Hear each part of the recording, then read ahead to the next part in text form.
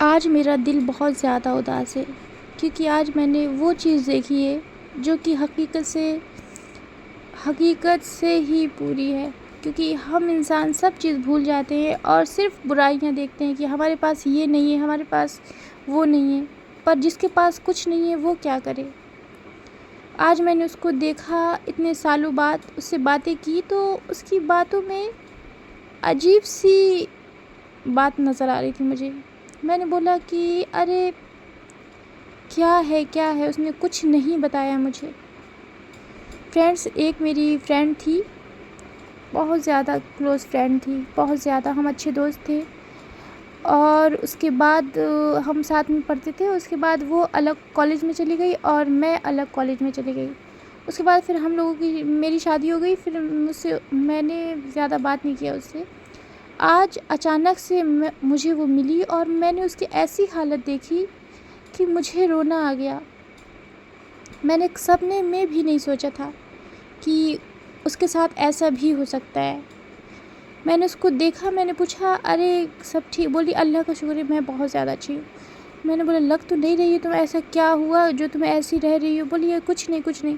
بہت زیادہ میں نے اس سے پوچھا، پھر اس نے مجھے بتایا۔ بولتی کہ اب میں کیا بولوں، بتانے لائق میرے پاس کچھ نہیں ہے۔ میں نے بولا کیوں ایسا کیا ہوا؟ بولی کہ کیا میں بتاؤں، میری زندگی میں ہے ہی نہیں کچھ بتانے کے لیے۔ میں نے بولا کہ شادی ہو گئی تمہاری؟ بولی شادی بھی ہوئی، پھر دوبارہ شادی ہوئی، پھر طلاق ہوا، اب میرے پاس کچھ نہیں ہے۔ میں نے بولا ارے، پھر مجھے احساس ہوا کہ دنیا میں انسان کتنا روتا ہے کہ میرے پاس کچھ نہیں ہے، اور وہ بیچاری کے پاس کچھ نہ ہوتے ہوئے بھی وہ اللہ کا شکر ادا کرتی۔ پھر مجھے یاد آیا کہ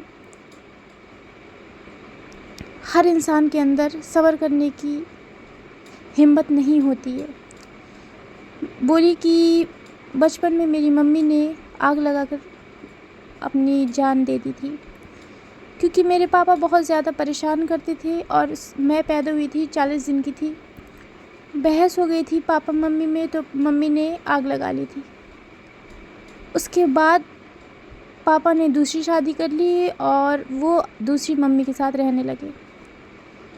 دادا دادی نے مجھے بچپن سے پالا، اپنے ساتھ بڑا کیا مجھے۔ 16 سال کی تھی میں، تو وہ بولتے ہیں نا کہ جب لڑکی بڑی ہو جاتی ہے تو دنیا کو بہت زیادہ دکھنے لگتی ہے، تو سب نے بولا کہ ارے ماں تو ہے نہیں ہے، باپ نے بھی دوسری شادی کر لی ہے، تو اس کی شادی کرا دو۔ تو میری شادی کرا دی۔ ایسے انسان کے ساتھ شادی کرا دی کہ کیا ہی کرا، نہ ہی وہ کسی کو نہیں مانتا تھا، مطلب کہ وہ کوئی بھی دھرم کو نہیں مانتا تھا۔ عجیب تھا وہ انسان، اتنا مارتا، اتنا پیٹتا۔ مجھے احساس ہو گیا کہ اب مجھے اس کے گھر سے تو میری لاش ہی نکلے گی۔ میں نے بہت زیادہ کوشش کی اور جیسے تیسے کر کے میں وہاں سے بھاگ آئی۔ اس کے بعد دادا کو میں نے سب چیز بتائی، دادا نے مجھے ہمت دیا، دادا دادی نے میرا ساتھ نہیں چھوڑا اور مجھے رکھ لیا اپنے پاس۔ بولے کہ اب تم نے مت جانا، اللہ تمہارا ساتھ دے گا۔ مجھے تھوڑا سکون ملا، کیونکہ مجھے بہت زیادہ مار پیٹ بہت زیادہ میرے ساتھ ہوتا تھا۔ مجھے تھوڑا سا سکون ملا۔ اس کے بعد 1-2 سال ہوئے، 18 سال کی میں دوبارہ، مطلب کہ 18 سال کی جب ہوئی، میرے دادا نے پھر مجھ سے بولا کہ بچہ تم کب تک ایسی رہو گی، ابھی تمہاری ایج بہت چھوٹی ہے اور تم ایسی رہو گی۔ تو میں نے دادا سے بولا کہ ہاں دادا، اب مجھے شادی نہیں کرنی ہے، اب میں ایسے ہی رہوں گی۔ تو دادا نے بولا ایسا نہیں رہا جاتا، ہر انسان جیسا نہیں ہوتا ہے، تم شادی کر لو، اللہ نے چاہا تمہاری زندگی خوشیوں سے بھری ہوگی۔ دادی نے مجھے بہت سمجھایا، میں نے ان کی بات مانی اور میں نے پھر شادی کر لی۔ اس کے بعد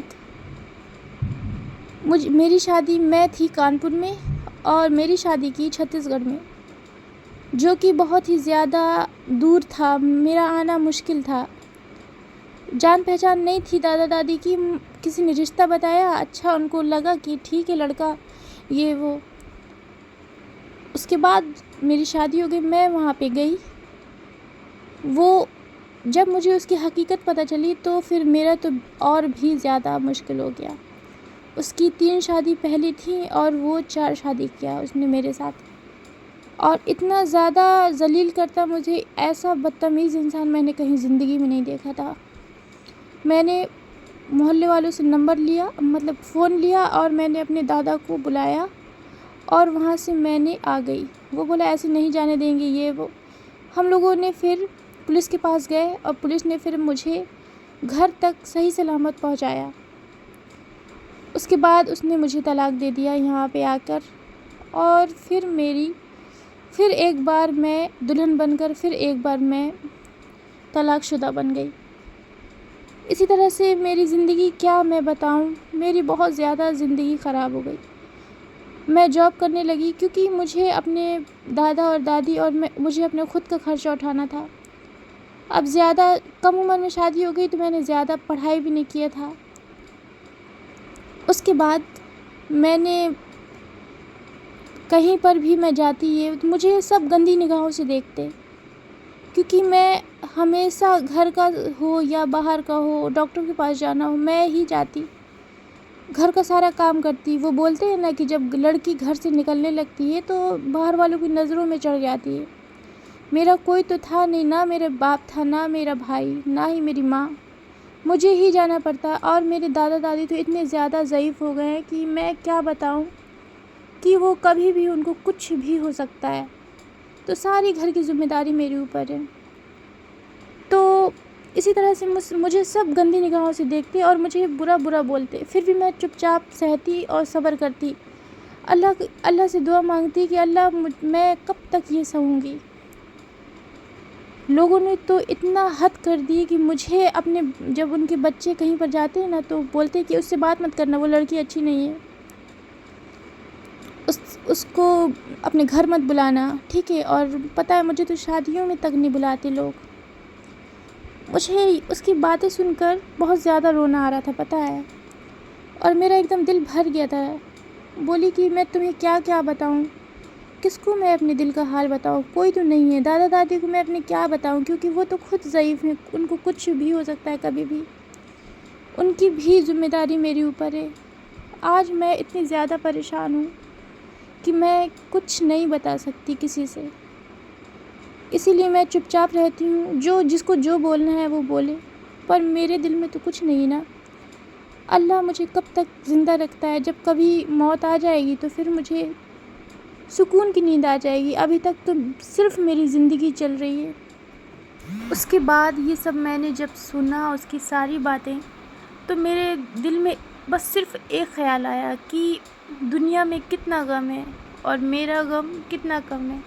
میں ہمیشہ یہی سوچتی تھی کہ میں بہت زیادہ پریشان ہوں، میرے ساتھ ایسا ہوا ویسا ہوا، پر جب میں نے اس کی باتیں سنی اور وہ صرف ہمیشہ شکر ہی کرتی رہی اور کر رہی ہے کہ اللہ جو بھی کرتا ہے بہتر کرتا ہے، تو اسی لیے پھر میں نے سوچا ہاں بالکل صحیح بول رہی ہے، اور اسی طرح سے وہ یہ کہہ کر چلی گئی کہ اب میرا کچھ نہیں ہو سکتا ہے، جو اللہ کرے گا بہتر کرے گا، اتنا کہہ کر وہ چلی گئی۔ مجھے تو اب مرد ذات سے ہی نفرت ہونے لگی ہے، کیونکہ بہت زیادہ ہر انسان جو ہے صرف اپنا مطلب دیکھتا ہے، یہ نہیں سنتا کہ سامنے والا کیا چاہتا ہے، کیا سنتا ہے، جس کی جو مرضی ہوتی ہے بس وہی وہ کرتا ہے، اور ہر ایک لڑکی کو وہ ذلیل کرتا ہے۔